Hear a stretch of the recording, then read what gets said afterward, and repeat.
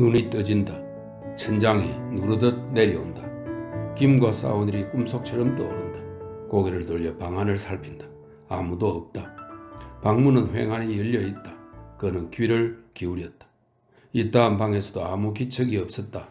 다만 온 배에서 일어나는 갖가지 소리가 하나로 녹아 아득한 웅성임처럼 들렸다. 아마 방문을 여닫는 소리, 다락을 오르내리는 발소리, 밧줄이 가판에 끌리는 소리, 짧은 구령, 키친에서 그릇을 달락거리는 소리. 그런 것들이 한때 얽힌 소리일 테지만 정작 한때 울려서 웅웅대는 그 소리는 무엇이라고 이름 붙일 수 있는 어떤 소리는 아니었다. 이름 없는 울림이었다. 이어 그 소리에 귀를 기울였다. 오래 듣고 있자니 그 울림은 자꾸 부풀어 갔다. 구르는 눈덩이처럼 가까운 소리를 제 몸에 붙이면서 커간다. 그 커다란 덩어리에 자기 자신을 얹으려 해보았다. 그러나 야릇한 일이었다. 여느 것은 다 거두어 모으면서 홀로 이명준이란 알맹이만은 자꾸 튕겨버리는 것이었다. 기를 쓰면서 매달렸다. 마찬가지였다. 자리에 벌떡 일어나 앉았다. 자기 혼자라는 생각에 소름이 끼쳤다. 여태까지는 늘 누군가와 함께였다. 어떤 때는 여자와 어떤 때는 꿈과 또는 탁으로호와 같이 있었다. 살아있음을 다짐해 볼 수 있는 누구든지 아니면 어떤 것이 늘 있었다.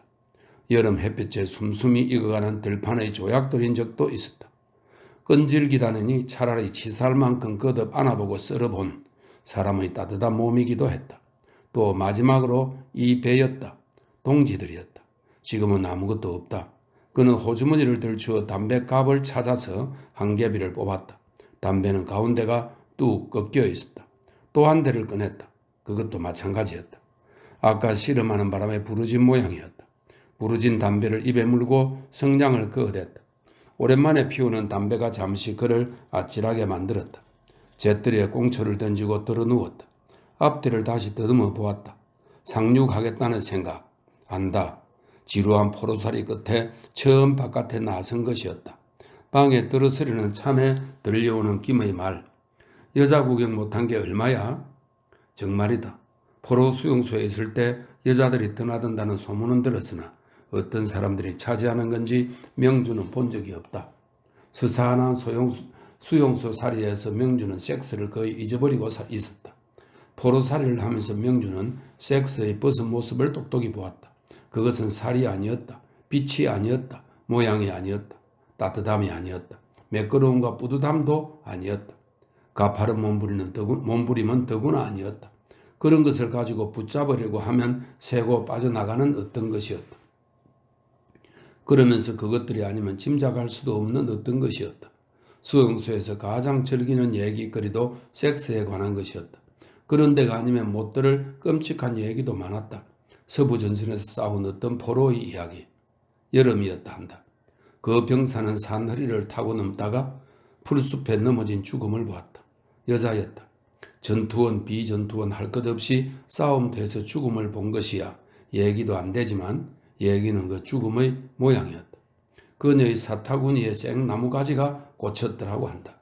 그 얘기를 한 병사는 미군이 한 짓이 분명하다고 했다. 얼마 전에 거기를 미군 부대가 지난 후였으니 틀림없다고 했다. 어느 편 누구 짓인지 그건 알 수 없다. 다만 참말이기는 그 짓을 한 어떤 손이 있었다는 것뿐이었다. 덜 더함은 있을망정 더럽혀지지 않은 손은 없을 터였다. 어머니와 누나와 애인의 맑은 눈길을 어저씨 견딜 수 있을 만큼 깨끗한 손이 있거든. 어디 좀 보자.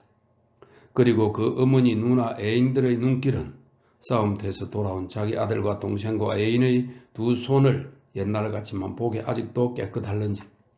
슬프고 더러운 상상. 아무리 더럽고 슬퍼도 그것은 정말일 게다. 명주는 그 병사의 이야기를 들으면서 돌이켜 보았었다. 자기는 무엇이든가 고문자, 강간자. 그러나 난 자발적인 미수자라. 닥쳐라. 너는 그쪽에 나은 걸 짐작하고 한 짓이 아니냐? 아니다. 결코 아니다. 앞뒤를 잴 겨를이 없었다. 나의 악한 북받침이 정말이었던 것처럼 그녀를 놓아준 것도 정말이었다. 그렇다면 어느 여름날 사늘이 숲을 속에서 사타구니에 나무가지를 자라나게 해야 했던 여자는 어디서 가품을 받아야 하는가? 이런 모든 일을 셈에 넣더라도 섹스에 대한 그의 짐작에는 변함이 없었다. 사람과 짐승이 섞이는 광장. 그러나 거기서도 사람은 짐승일 수는 없다. 그 여름 수풀의 풍류객은 다시는 그의 베티를 또는 순이를 그전처럼 깨끗한 손으로 보듬을 수는 없다. 어쩌면 죽을 때까지 그를 괴롭힐 거다. 그렇다면 그는 짐승이 아니다. 그것이 그의 죄를 덜지도 더하지도 않지만 그제도 바닷가를 때리는 파도 소리가 들리는 곳에 수용소는 있었다. 그 소리를 들으며 목까지 들이밀고 편히 눈을 뜬 슬리핑백 속에 되살아오는 우상도 역시 이브의 모습이다. 그러면서도 떠나드는 깔보들 얘기는 다른 세상일 것 같았다. 사람 모양을 한 살을 안아 떼서 어떻게 될 외로움이 아니다.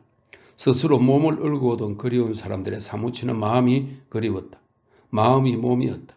그는 꿈속의 윤회에게 말하는 것이다. 윤회, 난 사랑했어. 방법이 아무리 서투렀을 망정 난 사랑했기 때문에 윤회를 버리고 도망한 거야. 나는 너를 능욕하려 했을 망정 어느 병사처럼 길가의 여자에게 꽃꽂이 익힘을 한 적은 없어. 알지도 못하는 여자를 덮치는 자식들만이 짐승이야. 그들은 아무 핑계도 댈 수 없으니까. 김의 마지막 말을 귓가에 담았을 때 명준을 매석부게 한 것은 그 짐승이다.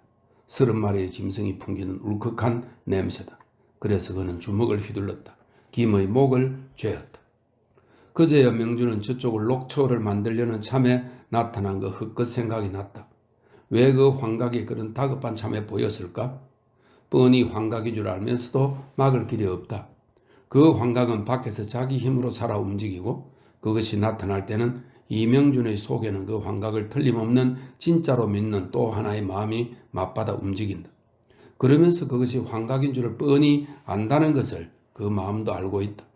이런 묘한 움직임이 그 헛것이 보일 때마다 마음속에서 헛갈린다. 쑤시는 듯한 두통을 느끼며 하마터면 소리를 지를 뻔했다. 벌떡 일어났다. 무엇을 할 것인가?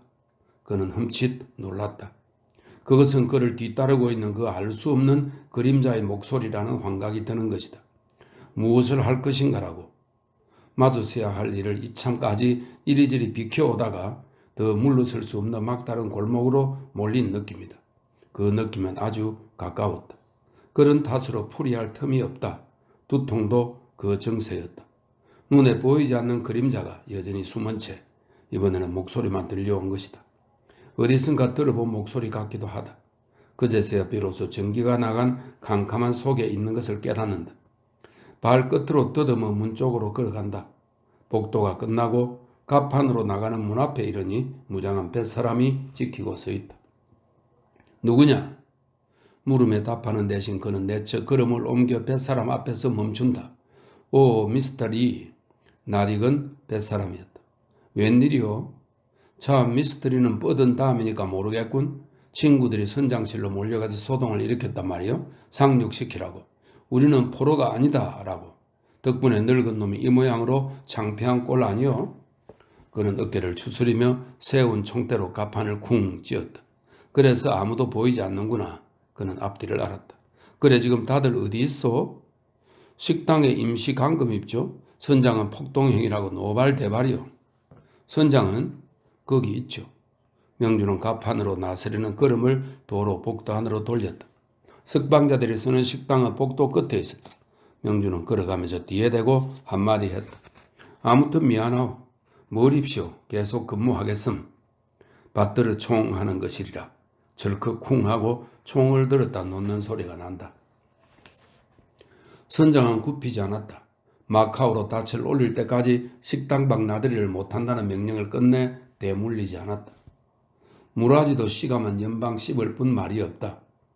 석방자들은 성장과 무라지 그리고 명준을 노려보면서 한쪽에 몰려있다. 내일 오후에 떠난다니까. 약 20시간. 할 수 없는 일이다. 배에서는 누구에게든 그래야 되겠다고 보면 선장은 경찰권을 쓸 수 있다. 게다가 더 무엇라고 빌붙고 싶은 마음도 안 난다. 보람없는 일을 해서 무엇 하라도 싶고 무엇보다 고단했다.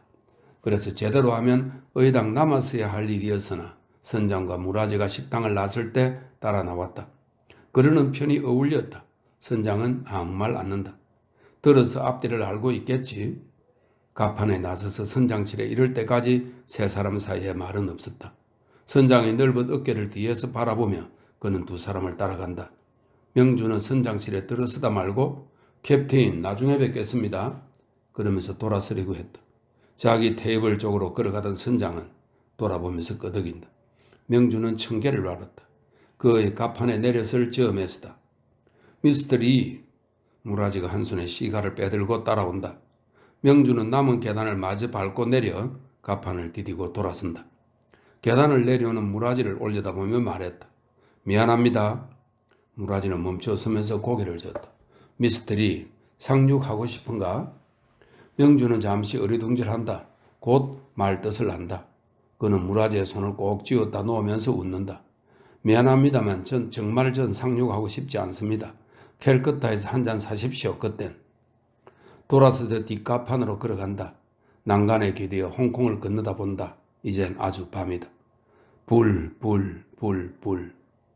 눈길이 닿는 데까지 찬란한 불빛이다. 하늘의 별빛보다 더 곱다. 사람 동네의 불빛은 더 간드러진다. 석방자들이 한때 앞뒤를 잃어버린 것도 그럴만하다. 상륙하고 싶으냐고? 아니 정말인가 이명준? 정말이다. 동료들의 의리 그런 것 때문이 아니다. 그 사람들은 이제 아무래도 좋다. 지금 다른 생각을 하고 있다. 아니 생각하고 있다는 말은 틀리다. 한 걸음 한 걸음 다가서는 누군가의 기척에 온 신경을 기울이고 있다. 아까 어둠 속에서 그 인물은 말까지 했었다. 명준이 타고로를 탔을 때 그 인물도 같이 탔음이 분명했다. 그 인물이 누군지 알고 싶다. 쓸데없는 환각에서 도망치듯 다시 시가지 쪽으로 눈을 돌린다. 큰 틀을 꽉 메운 수없이 많은 불빛으로 이글거리는 항구 도시의 밤 경치는 어쨌든 그만한 힘을 보는 듯하다. 이와 닮은 광경을 떠올린다. 여기서 훨씬 북으로 간 곳, 이 항구가 달린 땅덩어리의 북쪽 변두리, 월북한 후에 찾아가게 된 만주의 어느 벌판에서 겪은 저녁 노을. 창에 불이 붙었다. 만주 특유의 저녁 노을은 갑자기 온 누리가 우람한 불바다에 잠겼는가 싶게 숨막혔다. 명주는 내일 아침 사로 보낼 글을 쓰고 앉았다가 저도 모르게 소리를 지르면서 만년필을 놓고 창으로 다가섰다. 하늘 땅이 불바다였다. 서쪽에 몰려있는 구름은 크나큰 금누런 유리 덩어리였다. 조선인 콜로츠 사무실에 이르는 길가에 늘어선 포플러는 거꾸로 꽂아놓은 훨훨 타는 빗자루였다. 그것들은 정말 훨훨 타고 있는 듯이 보였다. 금방 불티가 사방으로 튈 듯이 보였다. 길바닥에서 번쩍이는 것은 돌멩이일 거다. 눈이 닿는 데까지 허하게 펼쳐진 옥수수밭도 불바다였다. 공기마저 타고 있었다. 불의 잔치, 가슴을 내려다보았다. 불 곁에 선대처럼 붉은 그림자가 어리어 있었다. 붉은 울렁임 속에 모두 취하고 있는 듯 했다. 타지 않기는 명준의 심장뿐이었다. 그 심장은 두근거림을 잃어버린 지 오래다.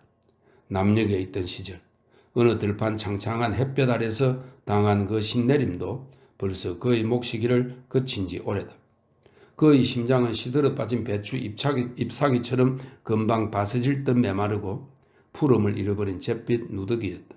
심장이 들어 앉아야 할 자리에 그는 잿빛 누더기를 담아 안고 살아가는 사람이 되어 있었다. 그 누더기는 회색 말고는 어떤 빛도 내지 않았다.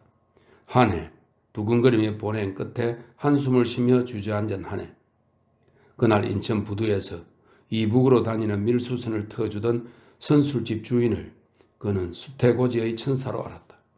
이북으로 간다. 그 생각은 난데없는 빛이었다. 윤회들을 같이 가잘 수는 없었다. 윤회는 알 수 없는 사람이었다.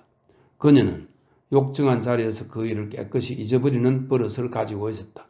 그 분지, 아직도 그 낮 동안에 받아들인 열기가 훅거나 모래밭에서 그녀는 4월달 들판의 뱀처럼 꿈틀거리며 명준의 팔을 깨물었다. 그녀의 가는 팔은 끈질기게 그의 목에서 풀릴 줄 몰랐다.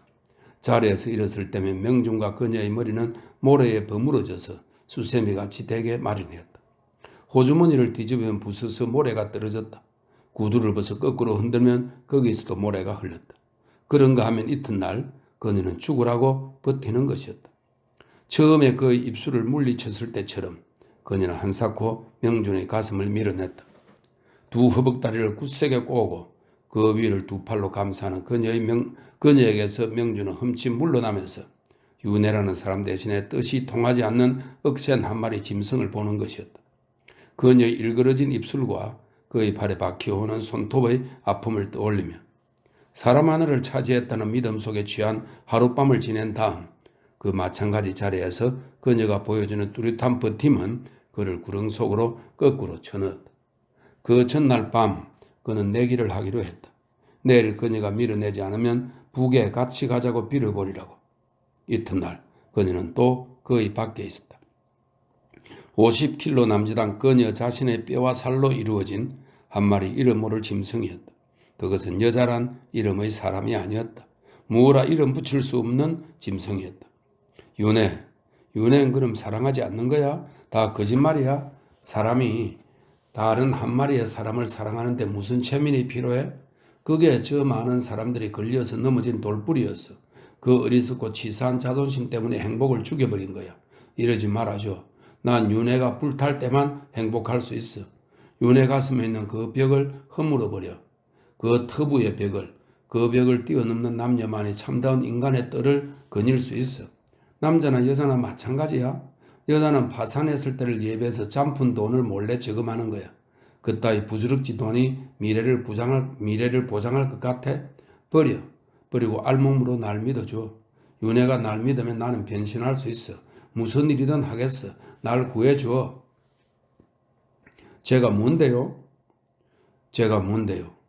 분명히 그녀와 나란히 서 있다고 생각한 광장에서 어느덧 그는 외톨박이었다. 발끝에 닿은 그림자는 더욱 초라했다. 그녀의 저항은 무엇 때문인지 알 수 없었다. 다음 날이면 그녀의 허벅다리는 그의 허리를 쥐며 떨었으니까. 그의 말에 미치지 못하는 어두운 골짜기에 그녀는 뿌리를 가진 듯 했다. 한 번 명준의 밝은 말의 햇빛 밑에서 빛나는 웃음을 지었는가 하면 벌써 손댈 수 없는 그녀의 밀실로 도망치고 마는 것이었다. 명준이 말한 것처럼 그것은 터부의 벽이었을까? 그런 일반적인 성질이라면 또 좋았다. 싫어요. 그녀는 내뱉듯 이러는 것이었다. 거짓말이다. 그녀는 제가 누군지 모른다. 그녀는 제 이름을 모르는 짐승이다. 그러면서 명준이 편해서 가르쳐 줄라 치면 아니라는 것이다. 자기 이름은 그게 아니라는 거다. 무슨 힘으로도 꺾을 수 없는 단단한 미신. 몇만 년 내려 쌓여온 그녀의 세포 속 터부의 비계살. 그걸 드러내면 그녀는 지금의 윤회가 아닐 테고 그대로 지니고 보면 그녀는 인간이 아니었다. 원시 수풀에서 퍼붓던 소나기 속에서 아담의 가슴으로 기어들던 스스럼 없는 몸짓에서부터 샹들리에 아래 거짓말투성이 제담에 이르는 오랜 세월에 걸쳐서 그녀들 자신의 몸에 깔린 거짓의 비계살, 가을 벌레처럼 짧은 한 철밖에 못 사는 개인이 속의 그 육중한 땅 두께를 파헤치고 삶이 알아보기 쉽던 때 사람의 화석을 찾아내기는 제목만 해도 벅찬 일이었다. 사람은 저마다 혼자 이 일을 해내야 한다. 그 화석을 보면 그녀는 믿을까? 아니다. 그건 자기 선조가 아니었다고 우길 테지. 그럴 즈음 선술집 주인의 귀뜸이 있었다. 잡은 고기를 넣어둔 자리였던 모양으로 비린내가 메스꺼운 가판 및 어두운 백간에서 그는 때묻지 않은 새로운 광장으로 가는 것이라고 들떴다. 그는 스스로도 잠은 어쩔 수 없었다. 그는 꿈을 꾸었다. 광장에는 맑은 분수가 무지개를 그리고 있었다. 꽃밭에는 싱싱한 꽃이 꿀벌들 잉잉거리는 속에서 웃고 있었다. 페이브먼트는 깨끗하고 단단했다. 여기저기 동상이 서 있었다. 사람들이 벤치에 앉아 있었다. 아름다운 처녀가 분수를 보고 있었다. 그는 그녀의 등 뒤로 다가갔다. 돌아보는 얼굴을 보니 그녀는 그의 애인이었다. 그녀의 이름을 잊은 걸 깨닫고 당황해할 때 그녀는 웃으며 그의 손을 잡았다. 이름 같은 게 대수인가요? 참 이름이 무슨 쓸데람? 확실한 건 그녀가 내 애인이라는 것뿐. 그녀는 물었다. 왜 이렇게 늦으셨어요? 그는 창피한 생각이 들었다. 그러나 얼른 둘러댈 말이 떠오르지 않았다. 그래도 이렇게 왔으면 되잖아요. 그야 그렇죠. 마음 상하셨어요? 이런 말 물어서 그는 아니라고 고개를 저으면서 그녀를 끌어안았다. 명준이 북녘에서 만난 것은 잿빛 공화국이었다. 이 만주의 저녁 노을처럼 핏빛으로 타면서 나라의 팔자를 고치는 들뜸 속에 살고 있는 공화국이 아니었다. 더욱 그를 놀라게 한 것은 코무니스트들이 들뜨거나 격하기를 바라지 않는다는 일이었다. 그가 처음 이고장 댐댐이를 똑똑히 느끼기는 넘어와서 바로 북조선 굵직한 도시를 당이 시켜서 강령 걸음을 했을 때였다. 학교, 공장, 시민회관 그 자리를 채운 맥없는 맥 빠진 얼굴들 그저 앉아 있었다. 그들의 얼굴에는 아무 울림도 없었다. 혁명의 공화국에 사는 열기 띈 시민의 얼굴이 아니었다. 가락 높은 말을 쓰고 있는 자신이 점점 쑥스러워지는 것이었다. 강연 원고만 해도 그랬다. 몇 번이나 당 선전부의 뜻을 받아 고쳤다. 마지막으로 결재가 났을 때 그 원고는 고무니스트들의 늘 하는 되풀이를 이어붙인 주근거리였다. 명준이 말하고 싶어한 줄거리는 고스란히 김이 빠져버리고 굳이 명준의 입을 빌려야 할 아무 까닭도 없는 말로 둔갑해 있었다. 이명준 동무는 남조선에 있을 때 무얼 보고 들었소? 이 원고에는 태백산맥에서 이승만 괴뢰정권과 피비리 나나는 투쟁을 지금도 계속하고 있는 우리 영롱한 빨치산 이야기도 없고 지주놈들에게 수탈당하는 농민의 참상도 전혀 없군. 자 보시오. 놈들이 내는 신문에도 이렇게 뚜렷하지 않소? 당 선전부장은 책상 위에 접어놓았던 한 장의 신문을 명준이 눈앞에 펼쳐 보였다. 서울에서 나오는 한국신문 이점치였다. 삼면 상단에 지리산 작전의 정과 가대 크게 뽑고 생포 20, 무기 탄약 다수 노획 늘 보던 기사였다. 그러면서도 흘겨 보던 기사였다. 명준은 얼굴이 달아오르는 것을 어쩔 수 없었다. 명준은 자기가 여태까지 얼마나 좁은 테두리에서 안간힘을 했던가를 알았다. 노동신문 본사 편집부 근무를 명령받았을 때 새로운 삶을 다짐했다. 일이 끝나고도 사의 도서실에서 늦게까지 공부했다. 볼셰비키 당사를 일주일 걸려 읽어냈다.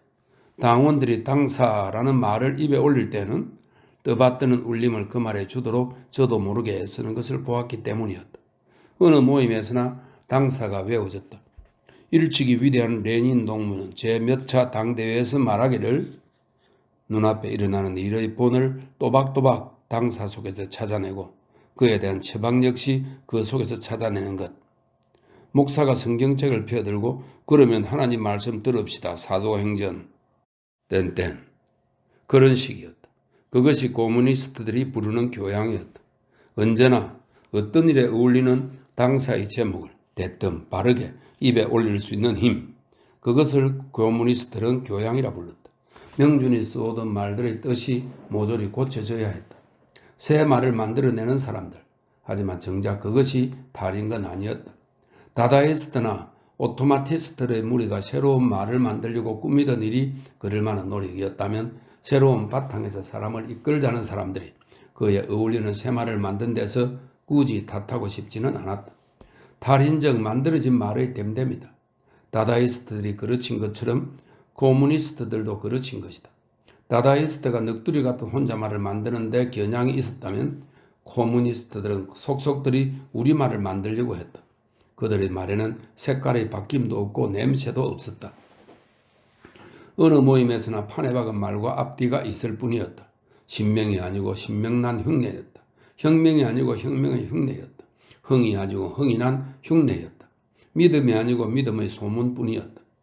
울부간지 반년이 지난 이듬해 봄 명주는 호랑이굴에 스스로 걸어들어온 저를 저주하면서 이제 나는 뭘 해야 하나? 무쇠 티끌이 섞인 것보다 더 숨막히는 공기 속에서 이마에 진땀을 흘리며 하숙집 천장을 노려보고 있었다. 아버지는 새 장가를 들고 있었다. 민주주의 민족 통일정선 중앙선점 책임자인 그의 부친은 모란봉 극장에 가까운 적산집에 새 아내와 살고 있었다. 평안도 사투리가 그대로 구수한 조선의 딸이었다. 얘 그대로인 조선 여자의 본복이 그저 여자였다. 머리 수건을 쓰고 아버지가 벗어놓은 양말을 헹구고 있는 그녀를 보았을 때 명주는 끔찍한 꼴을 본 듯 얼굴을 돌렸다. 꽃나무가 가꾸어진 뜰 안 30촉 전등 아래 신문지로 덮어놓은 밥상을 지키고 앉은 명준이 나이 또래의 의붓 어머니. 그것은 지옥이었다. 명준이 그 속에서 도망해 나온 평범이란 이름의 징구렁. 그 풍경은 맥 빠진 월급쟁이 집안의 저녁 한때일 망정 반일투사이며 이름 있는 고무니스트였던 아버지의 터전일 수는 없었다. 부친의 재혼을 마다하는 것은 아니었다. 아버지처럼 믿음을 위해서 젊음을 어두운 골목과 낯선 땅 벌판에서 보낸 어느 여류 고무니스트와 맺어졌다면 그런 의붓 어머니에게 어리광까지도 피웠을 거다. 그러나 이 여자, 그를 도련님 받들 듯하는 이 조선의 딸, 도대체 어디에 혁명이 있단 말인가? 인류 고무니스트의 집에서 중류 부르주아의 그거 같은 차분함이 도사리고 있는 바에야 혁명의 싱싱한 스슬이 어디 있단 말일까? 부친은 아들을 비키듯 했다. 남봉꾼 아들을 피하는 마음 약한 아버지, 구역질이 나는 부르주아 집안의 나날이었다. 밖에 나가서 아버지라는 이름에 어울리지 않는 죄를 저지르고 있는 사나이가 자기 아내와 철든 아이들에게 보이는 너그러움, 그러면 아버지는 무슨 죄를 밖에서 지었다는 건가? 혁명을 판다는 죄, 이상과 현실을 바꾸면서 짐짓 살아가는 죄, 그걸 스스로 모를 리 없는 아버지가 개면쩍어하는 몸가짐일 것이다. 신문사 일도 손에 잡혀가고 자기가 그 속에 살고 있는 공기의 이룸새로 바닥이 드러나게끔 된 이른 봄 어느 날 월북한 이래로 그들 부자는 처음 부딪혔다. 명주는 터지는 마음을 그대로 쏟았다. 이게 무슨 인민의 공화국입니까? 이게 무슨 인민의 소비에트입니까? 이게 무슨 인민의 나라입니까? 제가 남조선을 탈출한 건 이런 사회로 오래된 게 아닙니다. 솔직히 말씀드리면 아버지가 못 견디게 그리웠던 것도 아닙니다. 무지한 형사의 고문이 두려웠던 것도 아닙니다. 제 나이에 아버지 없어서 못 살 건 아니잖아요. 또 제가 아무리 미워도 아버지가 여기서 활약하신다고 그들이 저를 죽이기에 했겠습니까? 저는 살고 싶었던 겁니다. 보람있게 청춘을 불태우고 싶었습니다. 정말 삶다운 삶을 살고 싶었습니다.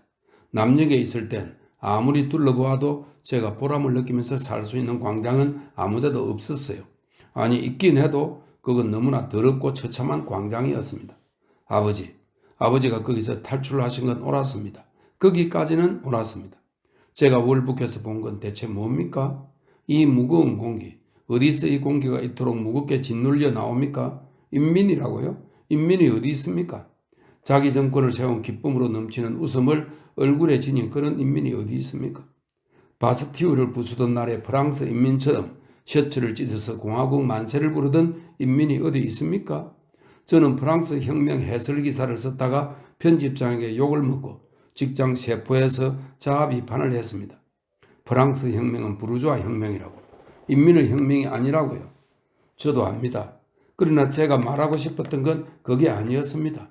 그때 프랑스 인민들의 가슴에서 끓던 피, 그 붉은 심장의 얘기를 하고 싶었던 겁니다. 시라고요? 아닙니다. 아버지 아닙니다. 그 붉은 심장의 설레임, 그것이야말로 모든 것입니다. 그것이야말로 우리가 자본주의자들을 가르는 단 하나의 것입니다. 퍼센티지의 문제가 아닙니다. 생산지수가 문제인 게 아닙니다. 인간 경제계획의 초과 달성이 문제인 게 아닙니다. 우리 가슴 속에서 불타야 할 자랑스러운 정열, 그것만이 문제입니다. 이남에는 그런 정열이 없었습니다. 있는 것은 비루한 욕망과 탈을 쓴 권세욕과 그리고 섹스뿐이었습니다. 서양에 가서 소위 민주주의를 배웠다는 놈들이 돌아와서는 자기 몇 대주가 무슨 판서 무슨 참판을 지냈다는 자랑을 늘어놓으면서 인민의 등에 올라앉아 외국에서 맞춘 아른거리는 구둣발로 그들의 배를 걷어차고 있었습니다. 도시 어떻게 된 영문인지 일본 놈들 밑에서 벼슬을 지내고 아버지 같은 애국자를 잡아 죽이던 놈들이 무슨 국장, 무슨 처장, 무슨 청장 자리에 앉아서 인민들을 호령하고 있습니다. 남조선 사회는 백귀야행하는 도시 알 수 없는 난장판이었습니다. 청년들은 섹스와 재즈와 그림 속의 미국 여배우의 젖가슴에서 허덕이지 않으면 재빨리 외국인을 친지로 삼아서 외국으로 내빼고 있었습니다. 유학이라는 이름으로 그들은 그 험한 사회의 혼탁에서 잠시 몸을 빼고 아름다운 아내와 쪼들리지 않을 만큼 한 살림을 꾸릴 수 있는 간판과 기술을 얻기 위해서 외국으로 간 것입니다. 부르주아 사회의 가장 실박한 뼈대를 이루는 약삭빠른 수세들 말입니다. 이도 저도 못하는 우리 같은 것은 철학인이 예술인이 하는 19세기 유럽의 찬란한 옛날 얘기책을 뒤적이면서 자기 자신을 속이려고 했습니다. 지금도 그러고 있는 사람이 남조선에는 얼마든지 있습니다. 그들이야말로 가장 아름다운 심장의 소유자들입니다. 젊은 사람치고 이상주의적인 사회 계량의 정열이 없는 사람이 어디 있겠습니까? 다만 그들은 남조선이라는 이상한, 참으로 이상한 풍토 속에서는 움직일 자리를 가지지 못했다는 것뿐입니다. 저는 그런 풍토 속에서 성격적인 약점이 점점 커지더군요. 저는 새로운 풍토로 탈출하기로 결정했습니다. 월북했습니다. 어리광을 피우르던 저의 손길을 위대한 인민공화국 매정설에 뿌리치더군요. 편집장은 저한테 이런 말을 했습니다. 이명준 동무는 혼자서 공화국을 생각하는 것처럼 말하는군. 당이 명령하는 대로 하면 그것이 곧 공화국을 위한 거요. 개인주의적인 정신을 버리시오. 라고요. 아하, 당은 저들은 생활하지 말라는 겁니다. 일이면 일마다 저는 느꼈습니다. 제가 주인공이 아니고 당이 주인공이란 걸. 당만이 흥분하고 도취합니다. 우리는 복창만 하라는 겁니다. 당이 생각하고 판단하고 느끼고 한숨 지을 테니 너희는 복창만 하라는 겁니다. 우리는 기껏해야 일찍이 위대한 레닌 동무는 말하기를, 일찍이 위대한 스탈린 동무는 말하기를. 그렇습니다. 모든 것은 위대한 동무들에 의하여 일찍이 말해져 버린 것입니다. 이제는 아무 말도 할 말이 없습니다. 우리는 이제 아무도 위대해질 수 없습니다. 아, 이 무슨 짓입니까?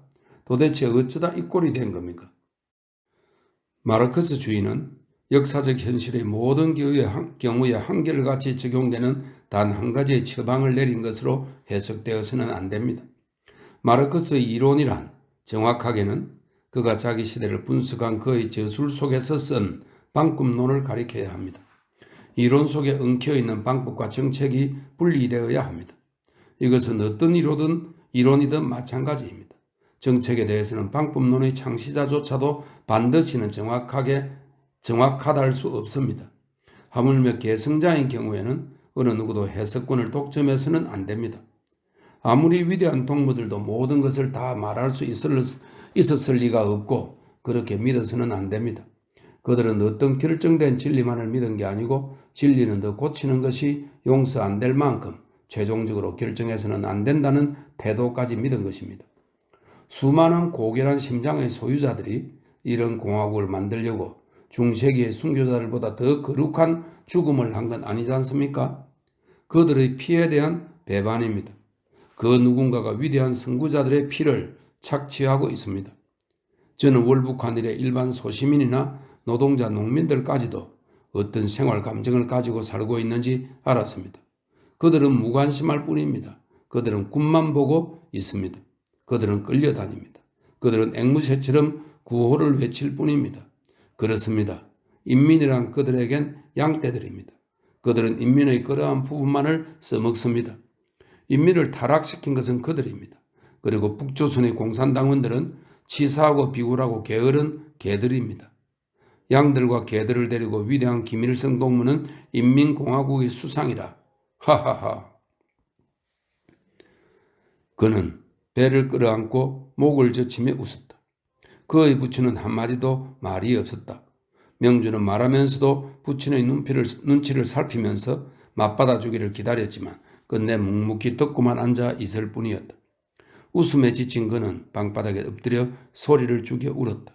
아버지가 미웠다. 아무 말도 않는 아버지가. 그날 밤늦게 부친이 소리 없이 문을 열고 자기 방에 들어서는 기척에 숨을 죽였다. 불을 끈 다음이었다.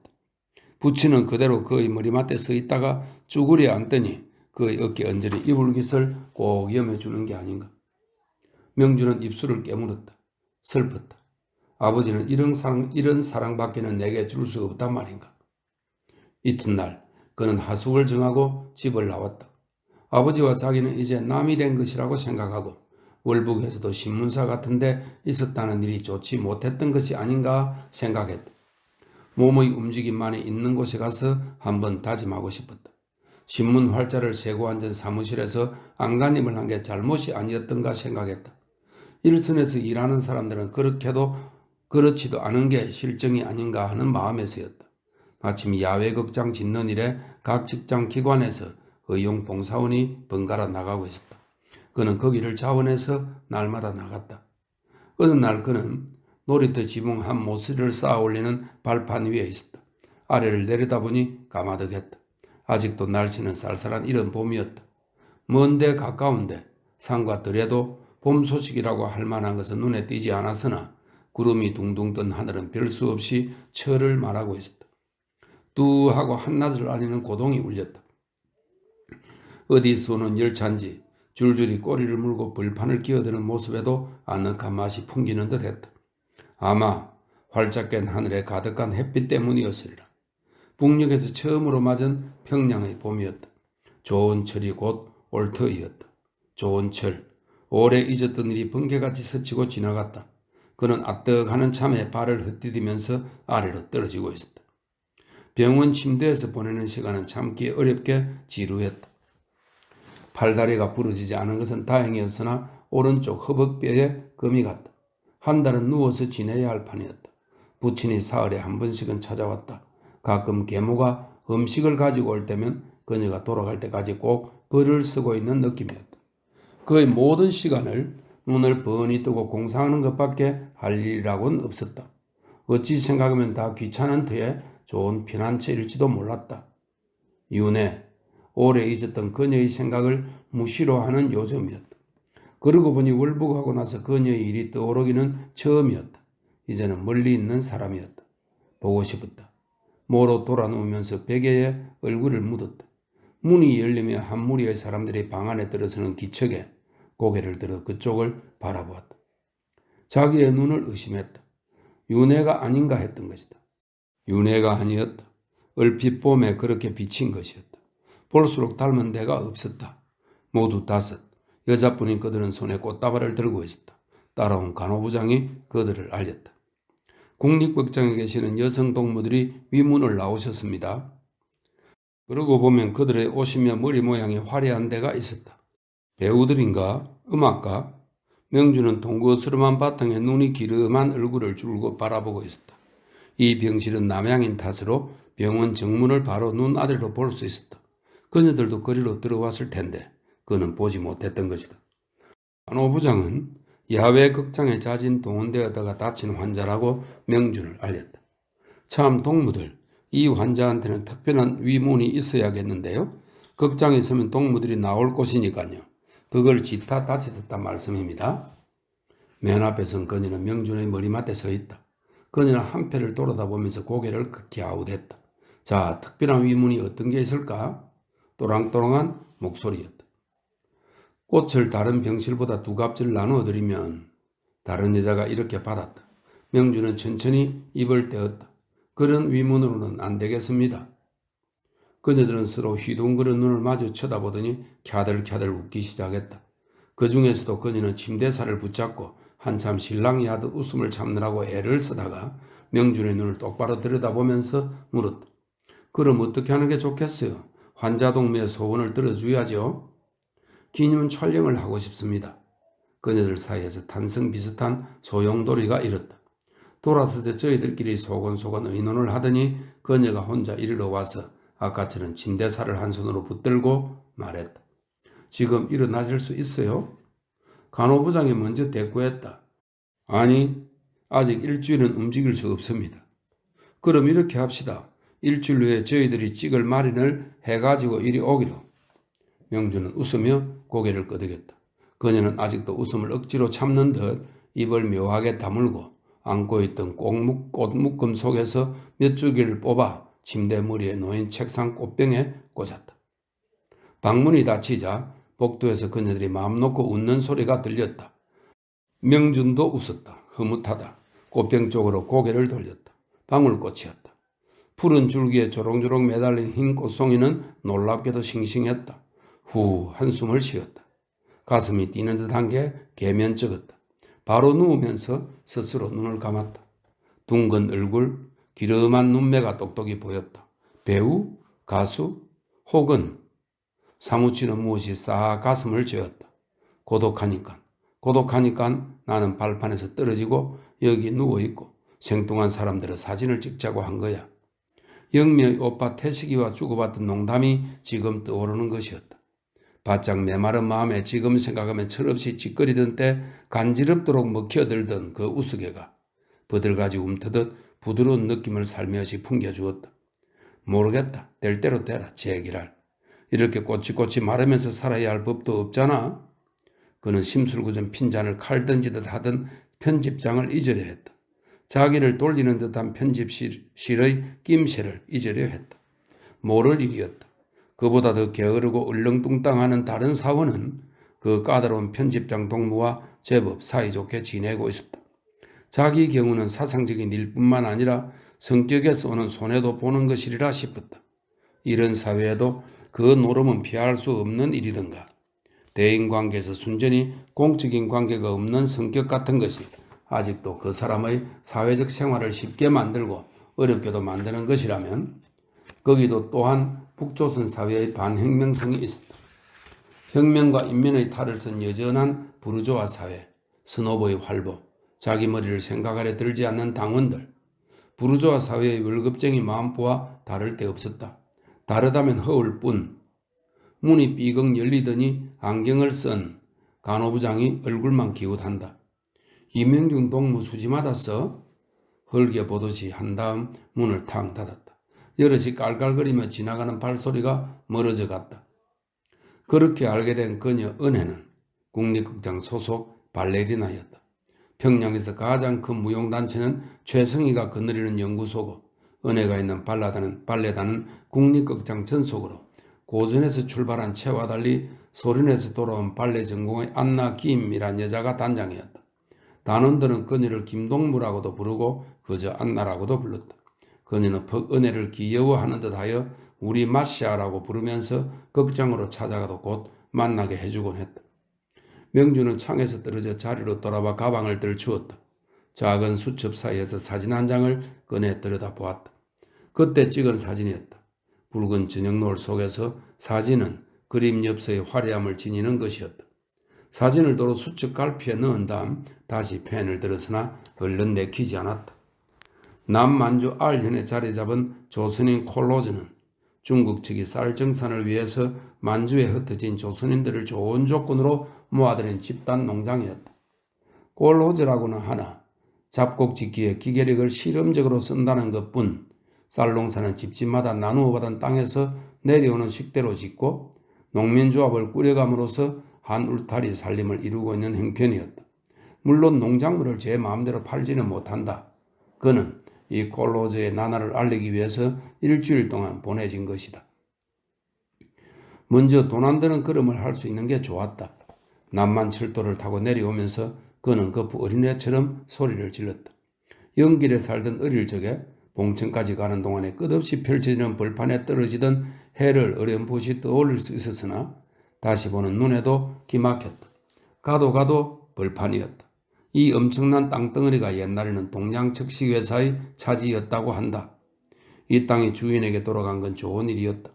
그가 알아본 바에 따르면 북조선 농민들의 경우 토지 계획을 좋아하는 층은 열에 5점이었다. 그는 처음엔 놀랐다. 땅을 거저던 사람들이 기뻐하지 않았다니. 그 까닭을 곧 알았다. 농토를 팔고 살 수 없게 되어 있었다. 농토는 나라 땅이었다. 그들은 지주 영감의 소장인에서 나라의 소장인으로 옮겨간 것뿐이었다. 그가 보기에 소시민의 경우도 마찬가지였다. 그들 소시민은 아무리 벌어야 이제 부자가 될 가망은 없었다. 나라가 그것을 못하게 하기 때문이었다. 시장에는 아직도 일본 때 옷이며 그릇가지가 없지 못할 상품이었다. 소비조합에 놔두는 살림은 모자라기도 하거니와 허술한 물건뿐이었다. 노동자들은 보수보다도 보수의 약속에 지쳤고 인민경제교획의 초과달성이라는 이름으로 공짜 일을 마지못해 하고 있었다. 인민공화국이 잘 되고 있다는 소문은 요란했으나 정작 자기 둘레를 돌아보면 아무것도 없었다. 개인적인 욕망이 터부로 되어 있는 고장, 북조선 사회에 무겁게 덮인 공기는 바로 이 터부의 구름이 시키는 노릇이었다. 인민이 주인이라고 멍에를 씌우고 주인이 제 일을 하는데 몸을 아끼느냐고 채찍질하면 팔자가 기박하다 못해 주인까지 돼버린 소들은 영문을 알 수 없는 걸음을 떼어놓는다. 1등을 해도 상품은 없다는 데야 누가 뛰려고 할까? 땅이 뛰라고 하니까 뛰긴 해도 그저 그만하게 뛰는 채 하는 것뿐이었다. 사람이 살다가 어떤 그럴듯하게 그려낸 꿈이 어쩌다 이런 도깨비 노름이 됐는지 아직도 아무도 갈피를 잡지 못해서 행여 내일 아침이면 이 멍해가 도깨비 방망이로 둔갑할까 기다리면서 광장에는 꼭두각시뿐 사람은 없었다. 사람인 줄 알고 말을 건네리고 가까이 가면 깎아놓은 장성이었다. 그는 사람을 만나야 했다. 그러다 운이 좋아 은혜를 만났다. 명준이 스스로 사람임을 믿을 수 있는 것은 그녀를 안을 때뿐이었다. 그는 만년필을 손에 낀 채 두 팔을 벌려서 책상 위에 둥글게 원을 만들어 손끝을 맞잡아 봤다. 두 팔이 만든 둥근 공간, 사람 하나가 들어가면 메워질 그 공간이 마침내 그가 이른 마지막 광장인 듯 했다. 진리의 뜰은 이렇게 좁은 것인가? 명주는 팔로 테두리진 그 공간 속에서 떨던 은혜의 몸을 그려봤다. 허전한 두 팔이 만들어낸 공간이 뿌듯이 피부를 가져오는 듯 했다. 그녀의 살이 그 공간을 채워오는 것이었다. 가슴, 허리, 무릎. 그녀의 몸은 책상을 아랫도리로 뚫고 윗도리는 책상 위로 솟아 거기 그녀의 얼굴이 명준의 눈앞에 있었다. 그는 불러낸 젖가슴에 얼굴을 파묻었다. 그러나 그의 이마는 기댈 데 없이 미끄러지며 그 자신의 맞잡은 손길에 힘없이 떨어졌다.